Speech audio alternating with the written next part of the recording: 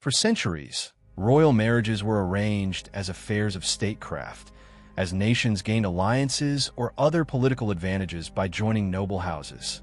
Even within nations, the marriage of a monarch could establish a new order and change history. Yet things often went wrong, sometimes extraordinarily wrong.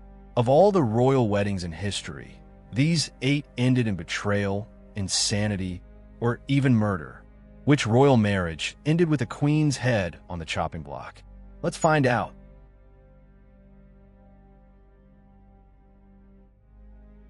The most famous royal marriage gone horribly wrong was the disruptive union between Henry VIII and his second wife, Anne Boleyn. Fascinated by pretty young Anne, Henry wanted to divorce Catherine of Aragon. The Pope would not allow it. So Henry broke from the Catholic Church, forever changing the course of English history. Henry's great disappointment with his first wife was their failure to produce a male heir. And when he had a child with Anne, the future Elizabeth I, he was again disappointed. Before long, Henry had his eye on other women and was charged with adultery, incest, and treason. On the morning of May 19th, 1536, an executioner brought over from France decapitated Anne. Henry would have 4 more wives, another besides, and was decapitated. 1 died following childbirth. 1 somehow survived by having their marriage annulled, and the last became his widow.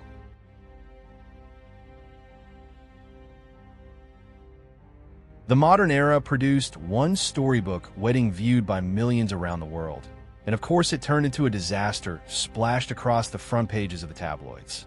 The heir to the British throne needed a suitable bride, and Lady Diana Spencer, a young and pretty member of an aristocratic dynasty, seemed the ideal choice. Diana was young, just 19 when they became engaged. Charles, a dozen years older, was enamored with an old friend, Camilla Parker Bowles. When Charles and Diana walked down the aisle of St. Paul's Cathedral in July 1981, all seemed blissful and romantic. But the couple could seem distant in public, and rumors of lovers would become fodder for the tabloids.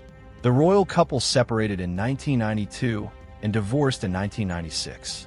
Diana died tragically in 1997, and Charles and Camilla, the present king and queen, married in 2005.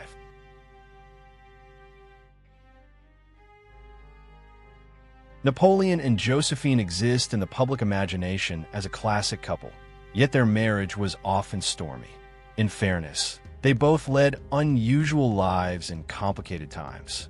Napoleon, born in Corsica, excelled at the French Military Academy and began his rise to great power during the French Revolution.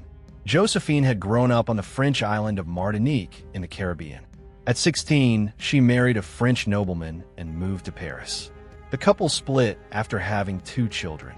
In the early 1790s, she was living in Paris, somehow navigating upward in perilous revolutionary society when she met Napoleon, who was entranced by her. They married in a civil ceremony in 1796. Rumors of her affairs strained the marriage, as did her extravagant spending as well as her inability to provide Napoleon. In 1810, Napoleon had the marriage annulled. Josephine lived on a pension, and Napoleon, after Waterloo, went off into exile.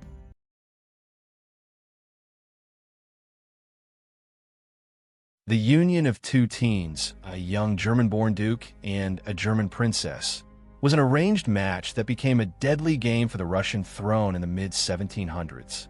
Peter was more interested in playing with toy soldiers than consummating his marriage. Catherine, fearing for her life in the turbulent politics of Russia, plotted to ensure her own survival. In 1762, Peter became Emperor of Russia. He began making abrupt changes in policy which rubbed powerful factions the wrong way, and his wife was only too happy to help plot his overthrow. 6 months after taking power, Peter was placed under arrest. He died under mysterious circumstances. Murder was strongly suspected. With the support of the military, Catherine took the Russian throne and consolidated her hold on it. She would reign from 1762 to 1796 and would be known to history as Catherine the Great.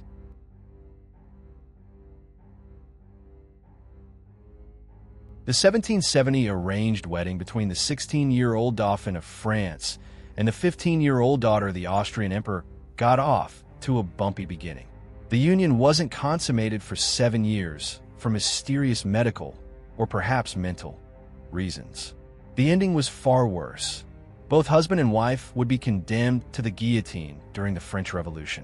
The couple eventually had 4 children, but they seemed mostly unsuited to each other.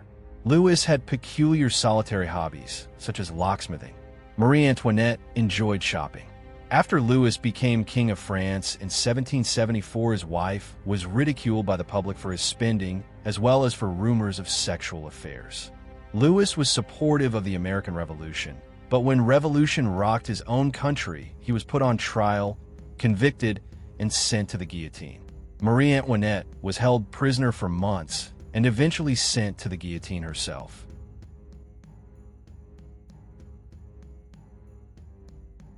The tragic tale of Inês de Castro has resonated for nearly 700 years, inspiring poems, plays, novels, and operas. The beautiful Inês came to the royal court in the entourage of Constance, the wife of the heir to the Portuguese throne.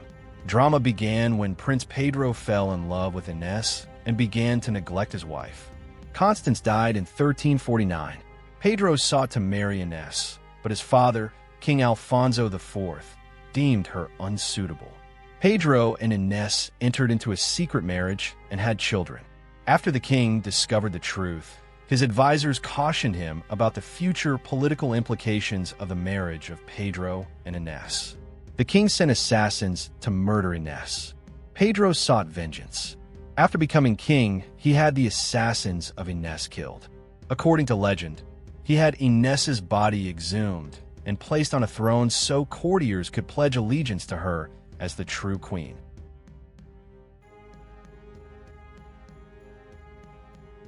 The marriage of a French prince to the niece of a Medici pope in 1533 promised to be auspicious, but soon went wrong.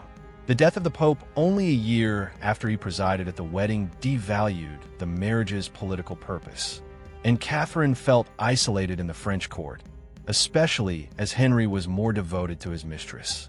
Catherine's role was to produce heirs, and the couple had 4 sons. Henry died in 1559 following a horrific jousting accident. His opponent's lance shattered and struck him in the face, and their eldest son reigned as Francis II before dying within a year. Catherine became regent when her 10-year-old son, Charles IX, became king and became the true power behind the throne, wielding power for decades. Until her death in 1589, Catherine gained a reputation for ruthlessness in handling France's religious conflicts.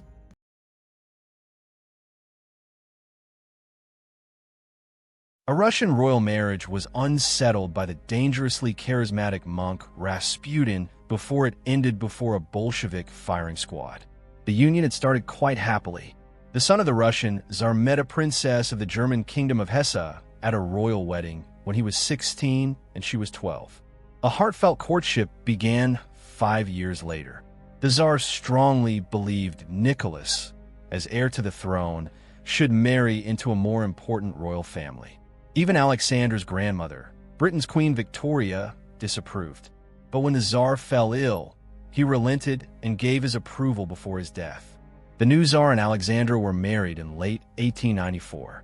Happiness did not last. Rasputin influenced Alexandra, inspiring scandalous gossip. When Bolshevik revolutionaries targeted the family, an appeal to royal relatives in Britain brought no help. The Bolsheviks captured them and executed Nicholas, Alexandra, and their 5 children in July 1918. As you can see, the grandeur of royal weddings can go horrendously wrong, leading to treachery, conspiracies, secretive palace murders, and several public and very famous beheadings. Royal romance going off the rails in the modern era mostly just creates tabloid gossip. Yet over the centuries, failed marriages between kings and queens have changed the course of history.